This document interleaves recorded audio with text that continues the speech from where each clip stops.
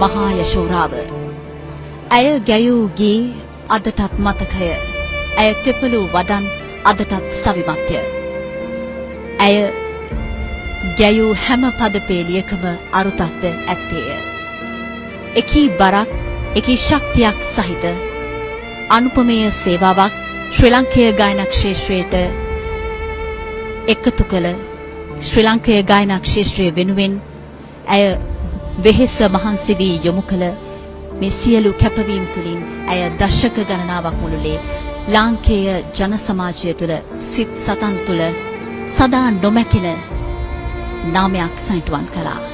ඇය ආචාර්ය නන්දා මාලිනී මහත්මියයි.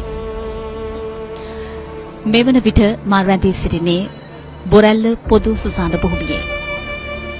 ඇය අප අතරින් සමුගත් දිනේදා පටන් ඇය වෙනුවෙන් ඇයගේ ඥාතීන් හිත මිත්‍රාදීන් මෙන්ම ඇයට සමීප සියලු දෙනා වගේම විවිධ වෘත්තියන් නියෝජනය කරමින් විවිධ වූ පිරිස් ඇයගේ හැකියාව මත වේවා, ඇයගේ ශක්තිය මත වේවා, ඇය වෙනුවෙන් සුසුමක් හෝ හෙලන්නට ඇය ජීවත් වූ නාවලපිටි ප්‍රදේශයේ ඇයගේ නිවහන වෙත පැමිණියා. උදේ දවල් රැහැ ඇය වෙනුවෙන් වේලාව වෙන් කරමින් ඇයත් සමග මේ දුක මොහොත නැත්නම් මේ ශෝකජනක අවස්ථාව ඇය බෙදා හදාගත්තේ ඒ ලෙසින්ද අදත් එලෙසින්ම ඇගේ හිත මිත්‍රාදීන් ඇය සමගින් සිටියා. මා මේ වෙනට රැඳී සිටින බොරැල්ල පොදු සුසාන භූමියේ එවැනිම වූ තත්වයක් තමයි ඔබට පෙනෙන්නේ.